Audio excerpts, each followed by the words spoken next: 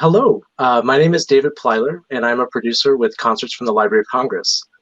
While we wish we could be with you in person, we feel fortunate to be able to welcome you to our virtual stage this season.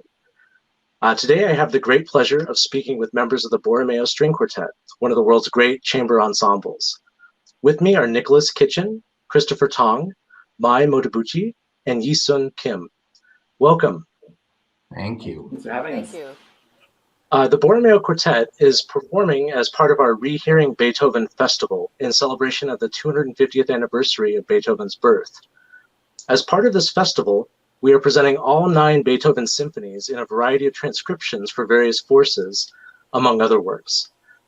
The idea was that we would present some less often heard versions of familiar pieces that would fit comfortably on the Coolidge Auditorium stage. Of course, then the pandemic hit, and now we're trying to figure out how to present these pieces comfortably in your own homes. So thank you for joining us on this detour that we've taken. Before we get into a discussion of the particular pieces on this program, I'm wondering if we could first start with a discussion of your plans for this year and how they've adapted to the new reality that we're facing, and just your work with Beethoven in general. Well, I think I should jump in first with that, and we all may have different things to say. We did happen to start a Beethoven cycle at the New England Conservatory of Music with a concert in the gorgeous Jordan Hall on the first Sunday in March of 2020, and that was going to be a 6-concert series. It was a wonderful crowd, which sort of was a mixed blessing when you look back on it, and a really exciting concert, and that was the last concert for the public in Jordan Hall at the New England Conservatory of Music.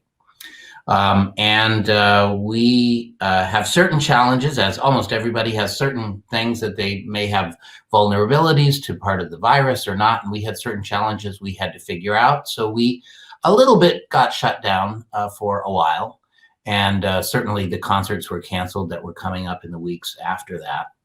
And of course, part of that was 2 Beethoven cycles, one that was happening at the New England Conservatory of Music, and one that was happening at the Heifetz International Music Institute, where we're the quartet in residence, as we are at NEC, and I'm the artistic director. And we were doing 6 concerts there that not only explored all the string quartets, but capitalized on the fact that in Stanton, Virginia, there's one of the only replicas of an indoor theater of Shakespeare's time called the Blackfriars Playhouse.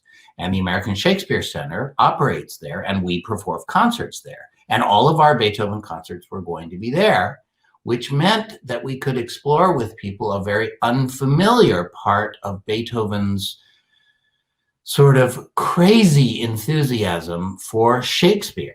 And that happened in a concert that we gave there in February. All this is to point towards the fact that those 2 series are kind of continuing in different ways. At the Heifetz Institute, we've sort of turned them into a much longer series of online presentations, some of which look at archived concerts, and some of which are being produced right now. We sort of took a loft space that we have in Jamaica Plain and started recording basically concerts every weekend. And that certainly has provided the material for the new Beethoven concerts for the Heifetz Institute. But it has also ended up that a number of the presenters that were planning to have concerts with us were sort of game, if you will, to say, let's do something in substitute for that. Of course, it's so meaningful that a giant courage and our enormous gratitude goes to the Library of Congress for being one of those organizations that says we are going to continue to do these concerts and bring you this great music. But other ones have as well, and so we've often done these. We've created a little stage, and we record what I hope is a very nice concert in an intimate setting, but in a setting that still has some formality as a concert. And of course, the concert you're going to hear now connected with the Library of Congress, is going to be hosted by New England Conservatory of Music in Jordan Hall and in the President's Library for a talk that I'll be sharing. All this is to say that I think we feel very fortunate that we have sort of ended up busier than we ever could have expected to be. I should mention that the Heifetz Institute that I've mentioned a few times, we had 100 students planning to come in the summer. It was impossible for any of them to come. So we made a sort of grabbed our, our bags and, well, not quite because we were stayed at home, but actually we created the entire institute, including about 100 concerts online that represented the institute in its full a form as we could manage. And so I will say that it's been an exciting year, awful in so many respects, but also wonderful and very active in terms of what we're doing musically. That sounds fantastic. So you had quite a bit of student participation then, even though it was remote. Yeah, and we actually, they collaborated with pianists, they collaborated with each other, they did it all by layered recording, which was a technological challenge for them, very, really pushed everyone a little bit to their limit, but in a way that I really don't have any doubt that they learned a lot from it, so. Yeah, absolutely. It sounds like, I think that a lot of techniques are being picked up now that will probably come into play in different ways in the future, assuming we have a degree of normality return to us, which I hope we do soon. But I know that I've been amazed by the adaptability of artists and students around, and just hope they can hang in there long enough to be able to keep going. Right. Yeah.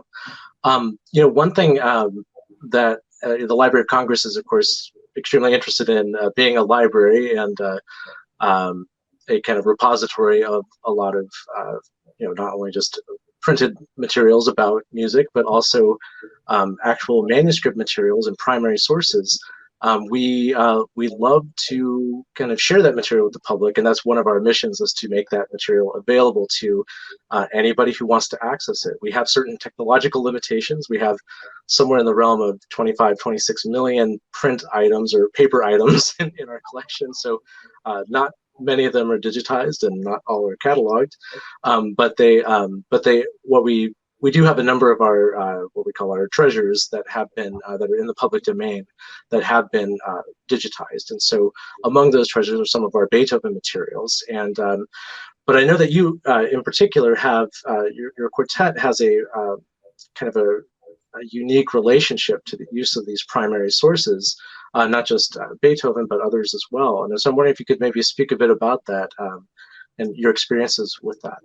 Well, I realize that I do have a certain responsibility for talking about that, because I kind of got my feet into this swimming pool kind of early and so deeply that I've been swimming for years now in that subject matter. But I'm curious, it might be nice also for different members of the quartet to relate a little what that has been. A long journey for all of us, and full of a lot of surprises. And it might be interesting to kind of back into that subject by some of the experiences that all of us have had.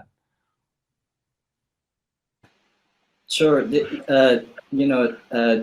As you mentioned, David, our quartet has been using, I guess, the sources. Naturally, because we were playing off of computers for many years before it became much easier to do on iPad. I use an iPad. I think we all use iPads now. And this kind of all started, if I recall, partly in that we were playing a concert at New England Conservatory with a faculty concert with a wonderful colleague, Richard Stoltzman, an unfamiliar clarinet quintet, Rager clarinet quintet. We hadn't played it before. It's a very lush, rich language, and we went into this rehearsal and actually had no idea what was going on. And we have Nick and Lisa in particular have a very good friendship with a wonderful pianist, Meng Chia Liu, who had been playing off of scores off of a tablet of some kind for many years, and Nick got the idea that he would give it a try, and I think we actually all tried a little bit right away, but as we got closer and closer to rehearsal, we were phasing in, going back to using our parts, and if I recall at the dress rehearsal, I think Nick was about to go to his part, and I think Isan said, I don't think you should do that. we need, I was thinking we need someone to know what's going on. So that was the first concert, right, Nick? That you used something. And what was interesting and is exciting is that because of technology, we're all actually practically able to play off of the score now in a way that really has been attempted before, but page turns are an issue. We can't all have separate page turners. I mean, you could, but it seems like a little luxurious. And so this has been made possible through technology. I will admit that our quartet was very gung-ho about using it in rehearsal, but in performance, it was a long time getting used to it. For me personally, there's so much in what you learn as a performer in interacting with what's happening, not with your eyes, but really fundamentally with your ears. And I mean, it's also what you're feeling and vibrations of your playing. And at first there's so much information that you're looking at. I mean, with a rich score like Reger, let alone the symphonies, which I'm sure we'll get into talking about. At first, for me, the sensation is that I'm seeing so much and I can't hear a thing, which is very disquieting and very uncomfortable. But with a little gentle prodding from the others, I think Nick said in rehearsal, well, it's just information that you can use it if you want to, which is really true. And as you were talking about how adaptable we are, it's true. This is the kind of remarkable thing. We get used to anything. The students who are coming up now, they've had it all through their formal schooling, and they do it very naturally.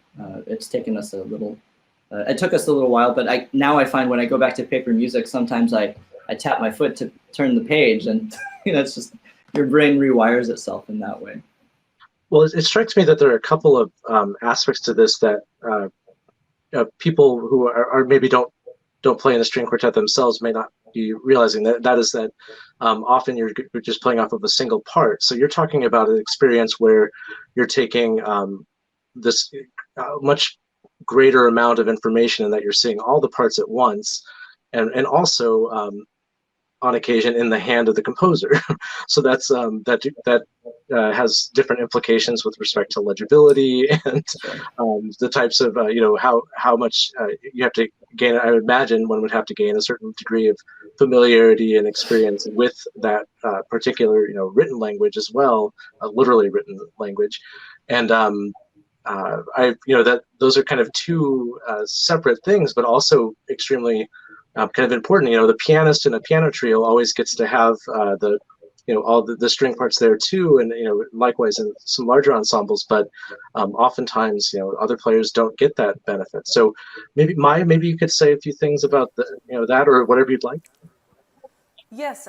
So when we started looking at the score, one of the things that we right away discovered was that all this independent marking is that otherwise when you're looking at your own part and you realize that other people have a different slurring, that our instinct before was to match everything. Maybe this is a little bit, we should match this bowing, this articulation. If you have a mezzo piano there, okay, I'm going to move mine to where you have. But when you're looking at the whole picture, you realize every single marking is so purposeful, including the differences, individuality of each part. So that we started to focus on also looking at where your part fits to the whole picture. And then another layer after that is not by just looking at the score, but looking at the manuscript. And now we know even the more layers of the independency, like where Beethoven was most excited about, which pianissimo meant more to him, kind of thing is on the handwriting, which didn't kind of make it into the edited version. It was all unified in that. Pianissimo was pianissimo, but now that looking at the handwriting, you know which one's more. And if at first he thought that was forte, and he crossed it over to piano, and that means so much, so many different things to us. Like where his mind all began, and we get to see that when he had the mind and thinking, wow, this can change. And when he heard things, and he especially in the middle voices, I find that all these notes that he changes of the voicing, that he used to hear it this way in overall, but when he actually imagined all the parts to think, well, this needs to be on this part to have this line, things like that, it became so vivid after looking at the handwriting and also looking at the whole picture at all times. So individual parts became much more in the focus, how it fits. And it's not to blend it in or match everybody, but more, why is it different? And how you can make it different. Just to add on to what Mai's saying, I think obviously having a knowledge of the complete score has always been the goal. I mean, that's always been a value that's taught, for people who are playing off of single line parts also. But somehow having the full context, the full screenplay, as it were, in front of all four of us at every rehearsal, just changed the nature of our conversations, so that you are expressing your choices in context of what everybody is seeing in common, and rather than coming from what is visually in front of you is representing just a part of that. And that's a very profound change for any process. And well, for me, I guess this using the score stuff has evolved somewhat in its purpose. I mean, obviously, when you're first using the whole score with multi-parts, you feel a little bombarded with all the details and amount of information, and one is busy, taking all that in. But what has been actually even more revealing, at least for me, is that it actually forced me to think about larger pictures of the construct of music, more than if I were to have 3 pages of music that is supposed to represent the entire movement. You just sort of go through them without thinking about it that much. But when you're dealing with it, 20 pages of score, I mean, you do have to stop and think, wait, where am I in the music? Like, what part of the music am I actually playing? So it actually forces you to think about larger picture, strangely, larger picture more, because you have a lot of information. There are so much pages to go through, and you're bound to think about sections of music, what they do, and I mean, not just going through it in terms of academic analysis of, well, this is a sonata allegro movement, so it's supposed to go through these sections, but it becomes something quite vivid as you're playing, because each of those sections actually mean a lot more than just a single page of music or something. So in that way, I find it more helpful to be score reading in that term, not just from just getting details of what's all in there, but just being able to just kind of feel the scope and the larger picture and sweep of the music. So that's been very helpful for me personally, to be able to deal with the score in those terms. And if I might make a segue from, in many respects, we're talking about what is, our group was kind of credited, or at least we drew some attention as being probably the first group that used computers to read on stage. And of course, the only reason we were doing that was because of this aspect we're talking about, of being able to have the score part of our study at every moment that we were dealing with that piece of music. Then it really wasn't very long before, at least my first realization was because on the wonderful site IMSLP, there was a manuscript of Opus 59, number 3, the Razumovsky Third String Quartet. And, I didn't feel too scared to play that off the manuscript because I kind of know it from memory anyway. And so I thought, oh, I'll just play off the manuscript, reading the PDF file, because of course that's the amazing thing is with the computer, you can have, you may have the part that's most familiar to you, but you can have every edition that was ever printed of that piece if you wish to, and you can have it at your fingertips right then and there. And then even more than that, you can have the manuscript sources and even the copyist sources, and then the first editions and all the things.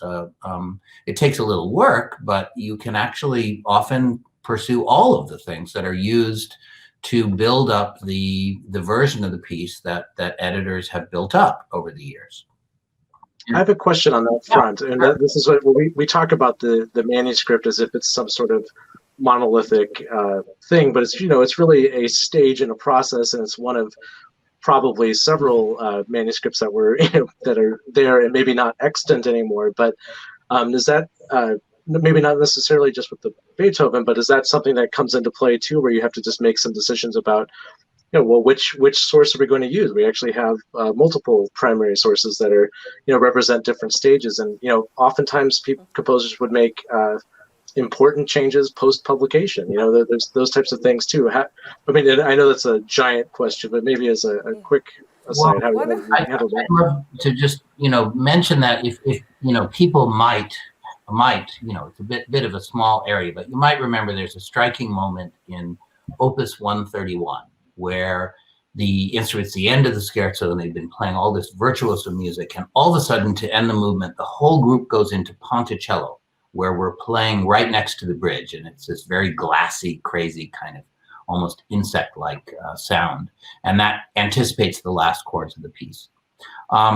Well, it happens that ponticello idea was put in after the manuscript, for example. But interestingly, what I certainly with Beethoven, it doesn't take long to realize that he had some early experiences like the Opus 18 quartets, where he found that he was just mired in a kind of a net of confusion between his version and what the publisher did, and the number of mistakes was overwhelming, and just his dissatisfaction was gigantic. And so I think from that point on, even though there is that complexity of sources, there's a kind of effort that goes into that manuscript that it's kind of the last major stopping point. It's where all of the ideas are brought to their sort of departure stage. And it is amazing to perceive. I was mentioning that the Opus 59 number 3 was the first piece that I brought into a rehearsal and played off of. And even before any of the things that have continued to be interesting were evident to me, the very first rehearsal, it was so obvious what he had rethought at that late stage of assembling the piece, including there were 3 different endings for the third movement. And one was the most complicated with 3 imitative. Then one was a sort of a Zen version with just simple chords. And then the third version, is the one that is in the printed music, which is a pair and then an imitative pair answering. So the 2 violins go up and then the viola and cello go down. And then the famous last movement with its exuberance and energy, well, that used to be forte. So the version that we have now is piano, and you trace just right there in front of you, you trace his decision making. He had a whole scheme that went from forte to fortissimo, and then you see him cross out every single one of the elements of that scheme and change it to piano progressing to forte, and then forte finally progressing to fortissimo. And that's a very simple transformation, but it's amazing to actually be walking with him as he's making those decisions. So it was immediately evident that no matter what, these documents would provide just really endlessly fascinating insights into the process that Beethoven was going on in his brain right in front of those pieces of paper. And what did happen was that, and you know, what's wonderful, and this is so much due to the library, for example, in this program, you're going to hear Opus 130 and the Grosse Fugue. And the second movement of that is a manuscript that's in the Library of Congress. And very shortly after that time that I tried the Opus 59 number 3, the library was kind enough to make it easy for me to gather the image files and make a PDF of that movement. And that movement actually is a wonderful illustration of something that we started to discover after spending quite a bit of time with the manuscripts, which is that that Beethoven. Well, let me try to put this a different way. All of us are aware, with even the markings that we have now in our printed parts from Beethoven, we are aware that details which are pushing the levels of perception, the subtlety of perception, it becomes obvious even in printed material now that each detail of that was really important to Beethoven, that he in a sense was operating at this super high level of sensitivity.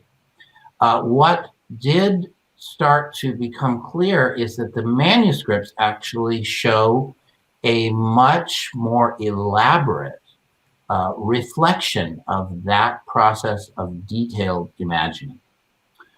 So Mai mentioned that and this is one of the things that I love most about playing from a manuscript, is that you will be playing a certain passage, and all of a sudden the mark, and it's a very simple mark, but Beethoven will have a piano or a pianissimo, and instead of it just being the two Ps, he will very definitely put either one or two lines on the stem. And if you want to remember a moment that I think almost all of us have experienced excitement at, you might remember that the Ninth Symphony opens with this kind of vibration in the orchestra, this tremolo, people, and it's very soft, and all of a sudden the orchestra starts to emerge. Well, that marking is pianissimo, super soft, but it's pianissimo with these two lines on it. And that is the very first marking in the Ninth Symphony. That's also the very first marking of that second movement of Opus 130. And it's the same excitement.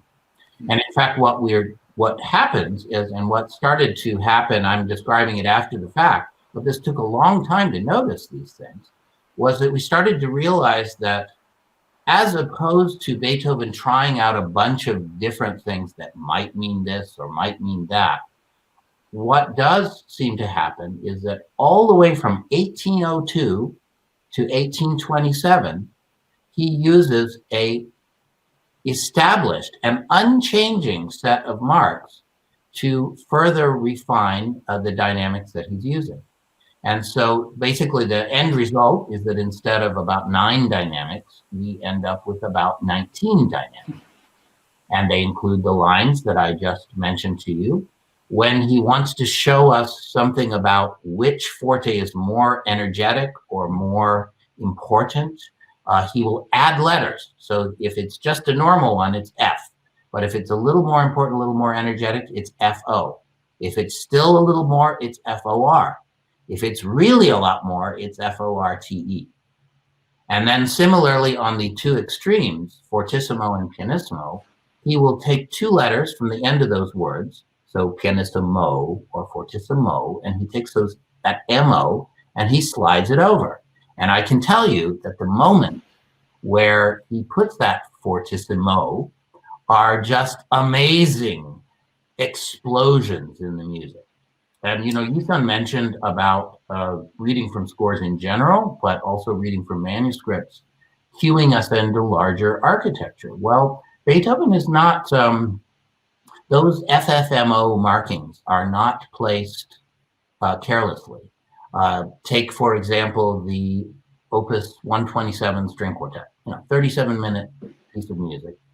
There are 3 FFMOs in the entire piece. One in the first movement, one in the third movement, one in the last movement.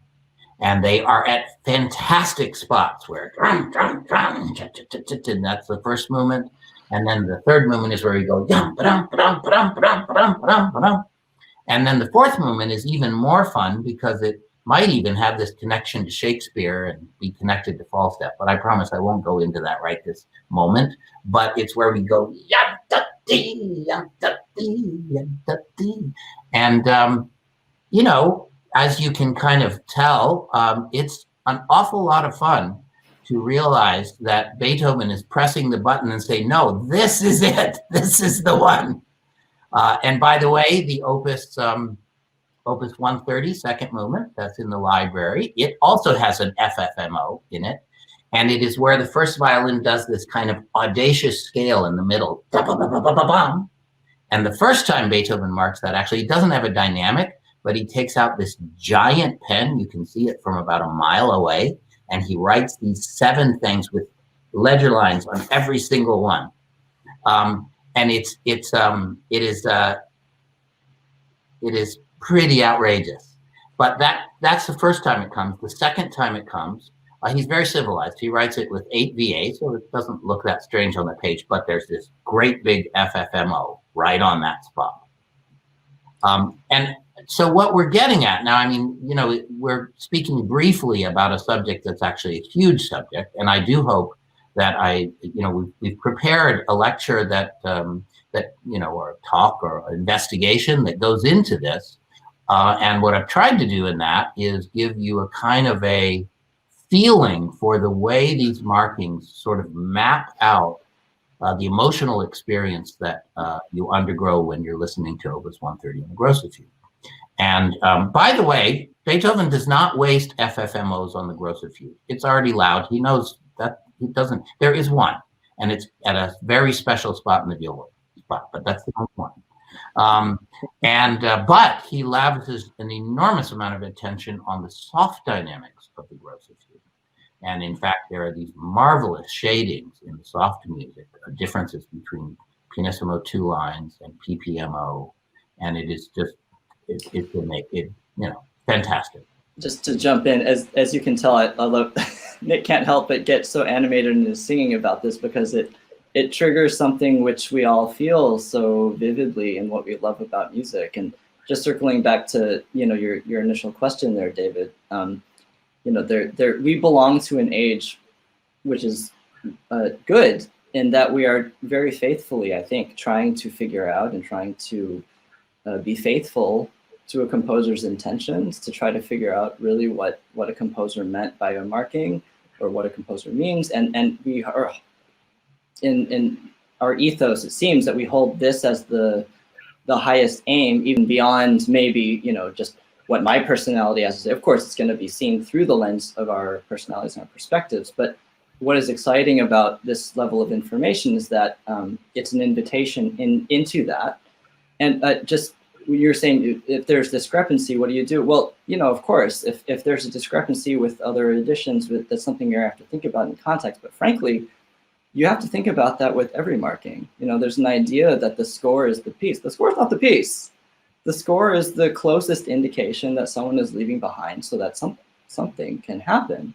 And we are trying to decipher this, the added amount of information on a standing body of repertoire, which happens to be the very reason we go into this profession, because these quartets are also incredible, has really been a revelation, because I think it's true that again, it's more information which can be really daunting, but when you start to connect the dots, as Nick is doing for us and across many pieces, the logic of the marking is an invitation into a spirit which we still feel, and it's something which goes beyond the time and place where he wrote it. It's the reason we still play this music. It's the reason it's still relevant in 2020.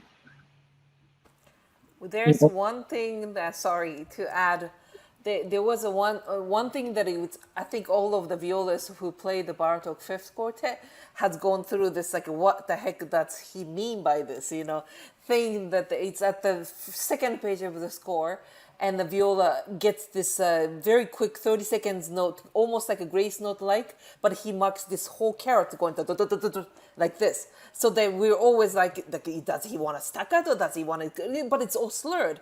So we always think about it. But then at the Coolidge Auditorium, there is the display of the first 2 pages of the picture of the Bartók score. And he actually writes it fingering. 1 1 1 1 1 1. That's what he says. 1 1 1 1 1 1. And we were like, oh my God! And that's what he was saying. And we always like, it's trying to make it work. But that was one of the moments handwritten really is helpful. That's hilarious. There was a chance that the Sixth Quartet was going to be a commission as well. From the Library of Congress, but it didn't work out. But instead, he ended up doing the performance with Sagetti. But I didn't know that story. Thank you for sharing that. Wow. This is all very fascinating stuff, and I still want to hit a couple of other things, kind of zoning back in on this particular program that we're looking at. But since we've been talking about Opus 130 and the Grosse Fuga, and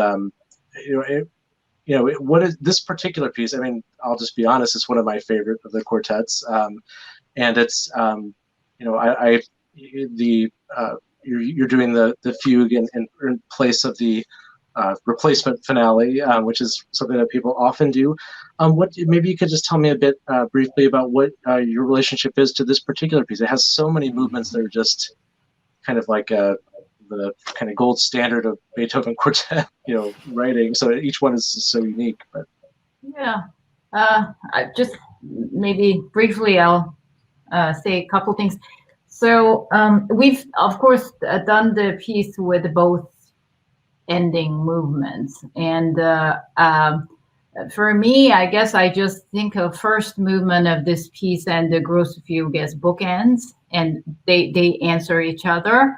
So, I mean, I love the rondo, the replacement finale also, but that just makes the whole thing a little bit on the light side as a general thing. So, I mean, if one is to go, it's almost like there's a gigantic first movement, and then there are all these small movements that are kind of making a crescendo toward the Grosse Fuge. So for me, it's always been very satisfying or necessary to finish the piece with the Grosse Fuge, and I don't know what else. But I mean, I suppose it could work either way. But my preference always has been with the Grosse Fuge. And once in a while, we do the rondo too. But then it just becomes as if it's a continuation of small movements. That's what it feels like. And I just really appreciate that sort of big bang. And because, I mean, first movement also is so big in its concept. And it seems to need that kind of ending on the other side. And I mean, I guess we've actually learned the Grosse Fuge separately from the 130, just as a separate piece first.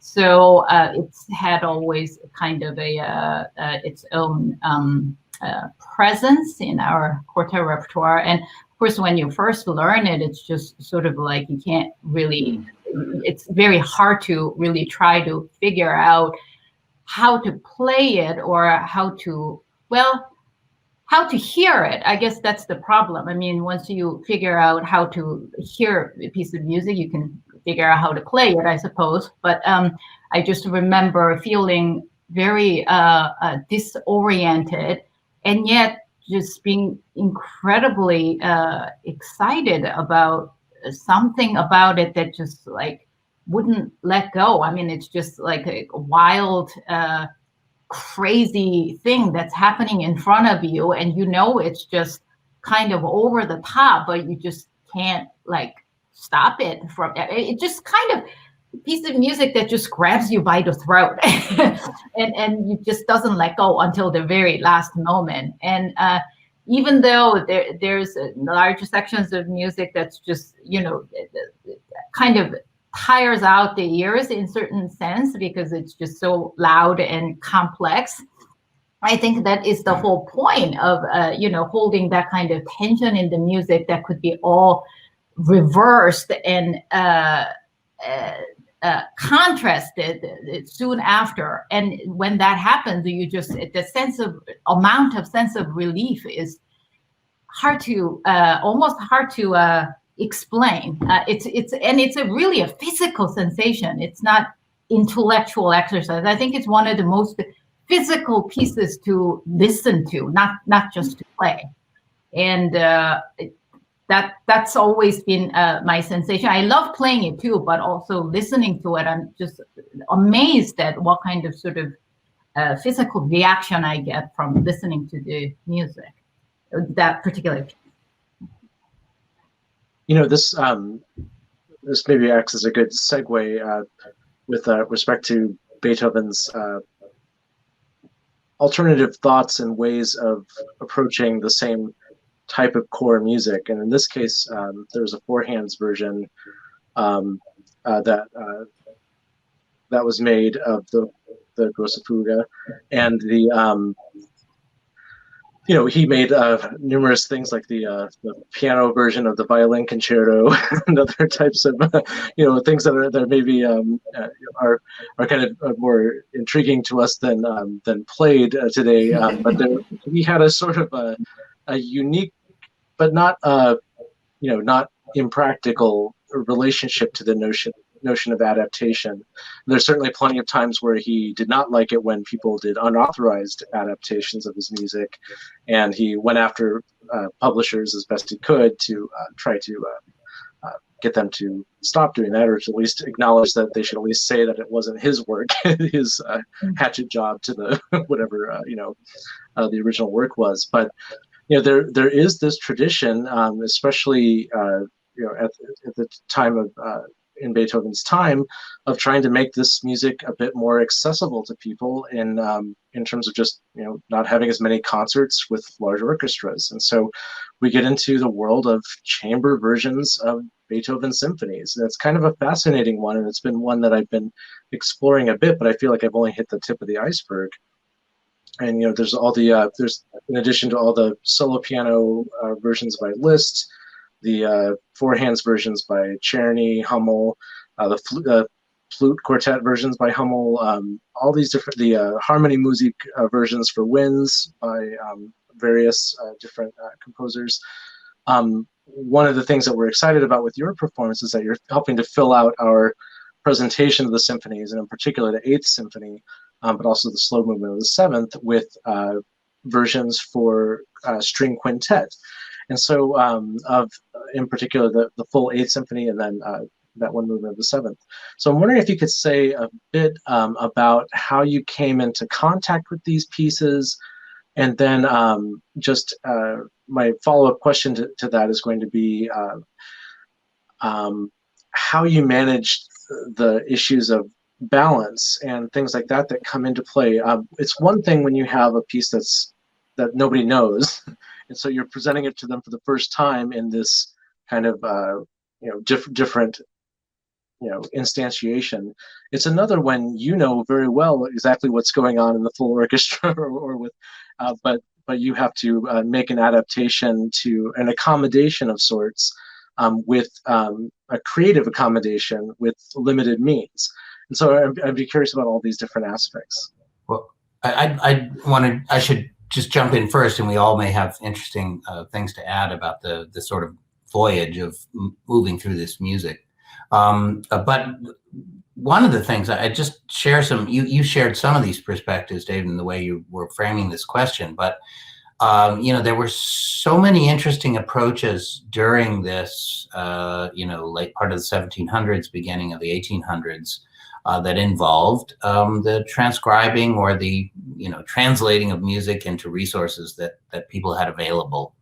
An interesting story that sticks in my head is that I guess the violinist Clement that played the first performance of the Beethoven Violin Concerto,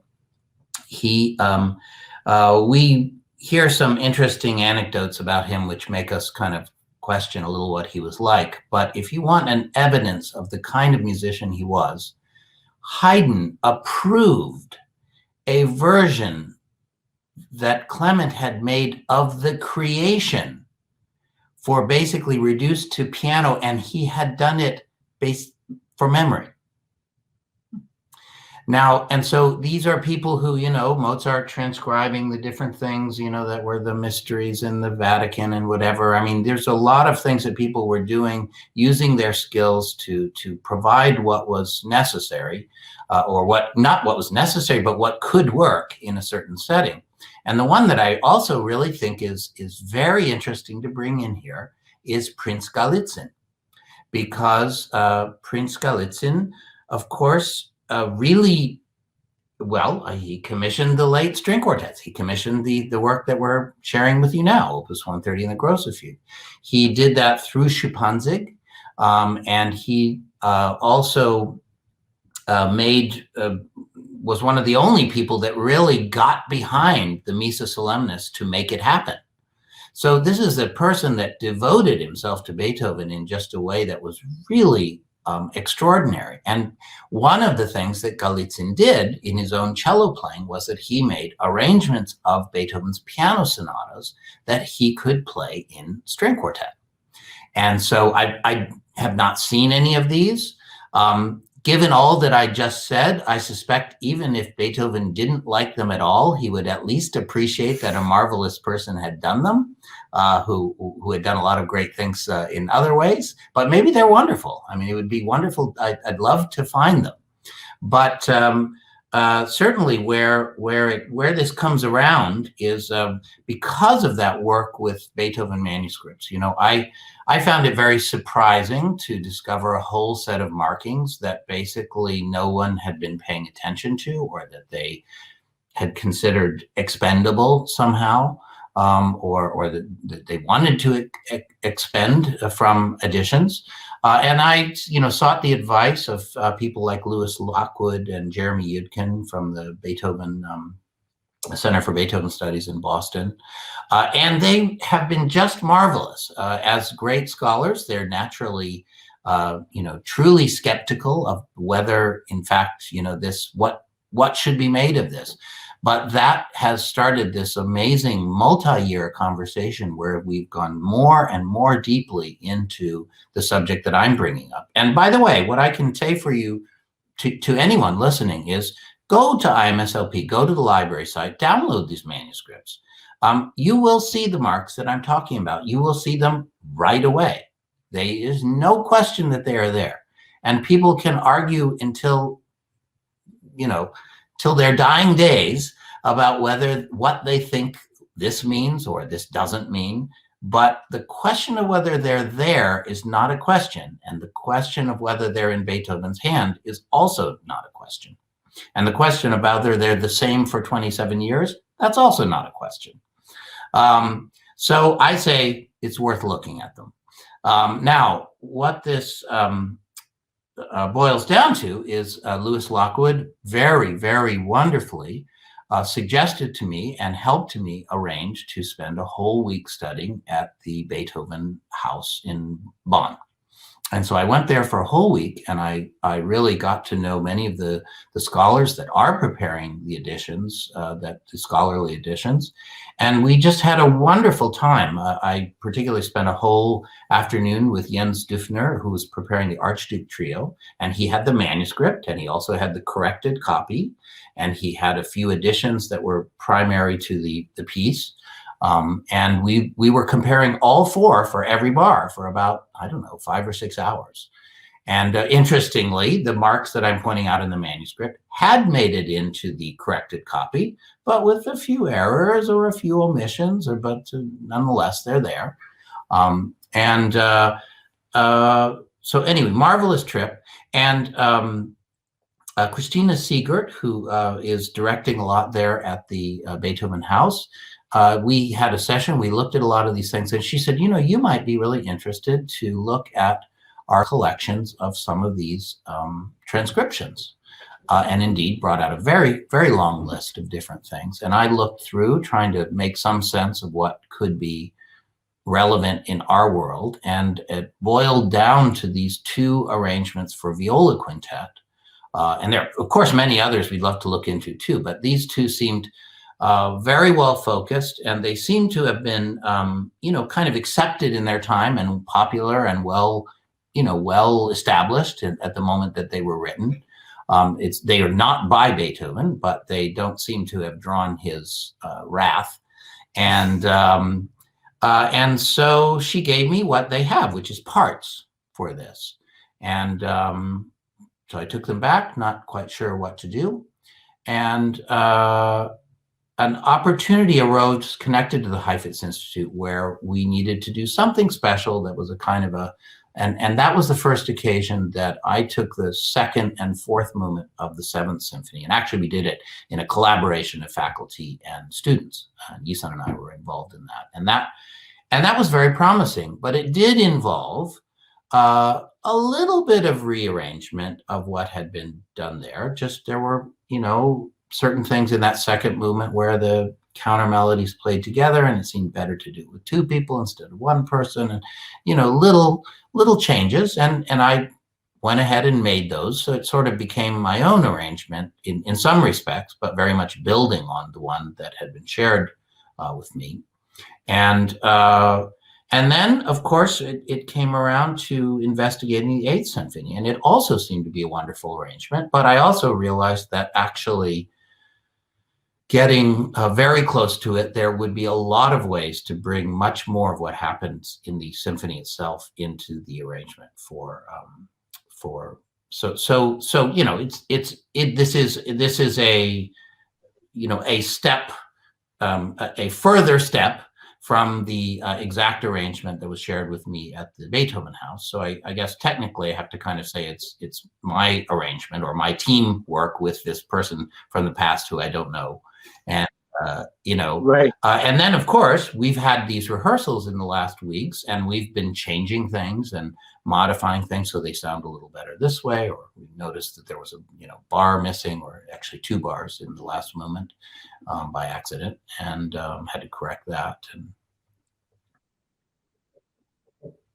well, this is one of those things that I think people don't quite realize, that how many different decisions have to go into each decision that you make, because there's not only there's issues of register, there's issues of continuity of line, where if you have different instruments you're able to do it in a different way, and there's also, it's not just a I take this line and I put it in this voice and that's it, and that's it. That's all there is to it. It's an art, and it's something that I know that you've have a lot of experience with this with your Bach arrangements and things as well for clavier and other things. But I guess my question, just maybe as a final question for this, would be what has the experience taught you anything new about the piece, or has it made it so that you're approaching the piece in a different way? I'm sure that you have all played it in orchestras as well.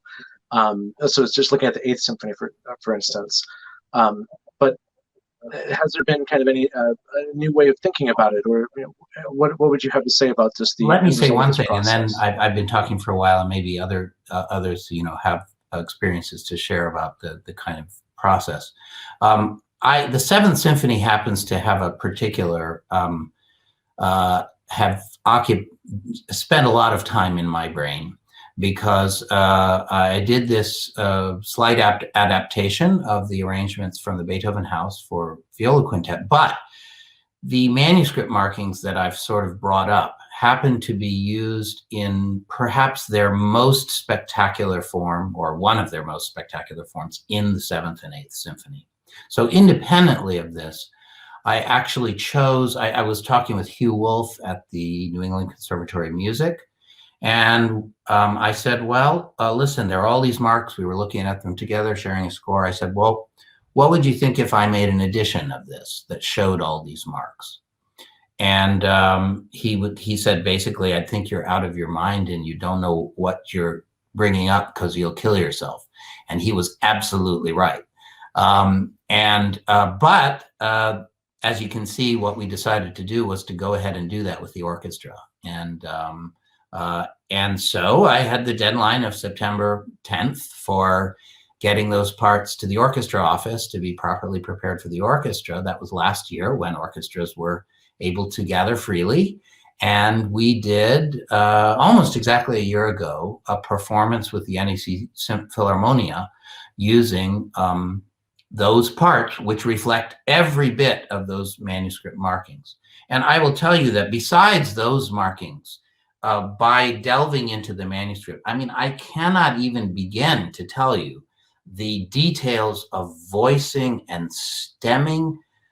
I mean, it's, we know that Beethoven's perceptions and the details of his, that he was able to bring into play with the music. We know how incredible it is, but getting that close to it made me absolutely stunned to realize how every single detail mattered to him. So yes, it's very interesting to have had that perspective on this second movement, for example, and a similar perspective on the Eighth Symphony. I've already made the third movement in an orchestral edition, but I have a little ways to go to do the other movements. And by the way, it was fantastic with the orchestra because you don't have time to really talk about these markings in great detail with them, as orchestra rehearsals just don't work that way. That was why it was all the more meaningful that once we kind of said, I said, well, look, when I see this, this is what it makes me think. When I see this, this is what our group has found while we try these markings. And that was, in a sense, the end of the discussion. At that point, it's each one of them reacting to the marking as they come up to it in their own part for how they're going to play. So when they see those two lines, what do they do about it? What are they going to do to play that in a special way? And it was amazing. And, it's not possible to articulate what happened, except it was a wonderful performance. And it was amazing to see everybody have their own journey with those, that next or further level of detail.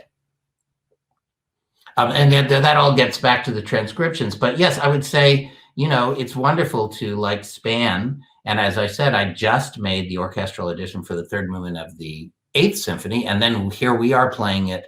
And so I'm seeing it sort of crisscrossing from the most complex view and most detailed orchestral score, and then the boiled down, resources of the viola quintet. Fortunately, it's just awesome music. So as long as we can get close. And, Beethoven, he did transcription of his E major piano sonata. And of course, he did it incredibly creatively and with a very bold kind of hand that none of us would be so bold because we're not Beethoven. But he could be. And he talked about how difficult it was to do and how much of an art it was. So, we just have to do our best. I do, all of us do. It's from the perspective of a player, I first of all, it's incredible the work that Nick's done, and hats off. It's been a really wonderful journey to experience this. For me, I've been playing in a string quartet now for 14 plus years, and it's been a long time since I played in orchestra. I happen to have some of my very most cherished musical memories in orchestra, and also with Beethoven 7 in particular. Beethoven 8 I only got to play once, and it was not a very good orchestra that I was playing in. And the conductor was convinced that we had to take Beethoven's original tempo markings, which they're incredible and they're impractical. And so I had a little PTSD from that. But what's actually kind of first of all, I find it kind of interesting that, okay, these transcriptions were originally made because this is how people shared music, right? You couldn't necessarily just have an orchestra performance in your backyard the way we have been so privileged to have most of our lives, and we can't right now. And now we're in a time where that's not necessarily the case either. So guess what? We are going to experience this music by bringing it together, the five of us. And for me, that's been a really kind of fascinating journey, because in the interim between when I was a very young person experiencing these pieces from one perspective and from one point in my development as a musician and what I was focused on at the time, and through the journey. This is for all of us, not just my story, but this is what it is to live with a language given, and a composer like Beethoven, whose language, I know this is an anniversary year, but there's never a year where we don't celebrate Beethoven. And one attitude is like, oh, well, you know, it's been done before. Well, actually, there is something to be said for committing yourself to really getting into a language, living with the music, experiencing things. You know, with the first time we played all the Beethoven quartets together, for me, was a few years into playing in the quartet, and I was scared to death because I love these pieces, and some of them were less new, some of them we had some experience, some of them were brand new, and I was trying to do them back. We were trying to do them back to back and a couple weekends, and actually to come back after years and years of playing them, teaching them, living with them, thinking about them again, each time coming back to a piece we've played before, but you're never done with it, right? There are things you could do better. There are things that you change. So this again, the notes on the page don't change unless, you know, you get new sources. But other than that, they don't actually change. The way you read them changes because you change and we've changed. And so to experience this particular music with all of that, it represents to me not just, you know, what we're doing this time, but kind of a journey that, you know, it's been a privilege to be with, you know, my colleagues doing this now for a decade and a half. Mm-hmm. Well, this is all beautifully said, and I definitely appreciate everything that you've been saying. I know our audience will as well. I think that we're just about out of time, though, so I think I'd just like to say thank you very much for spending this time with me and just telling us a bit about your work and these kind of exciting things that you're doing and the things that you're continuing to do despite these you know, difficult circumstances. So thank you very much to the members of the Borromeo Quartet, and we look forward to your performance and lecture and everything else. Best of luck. Thank you. Thanks so much, David. Thank you.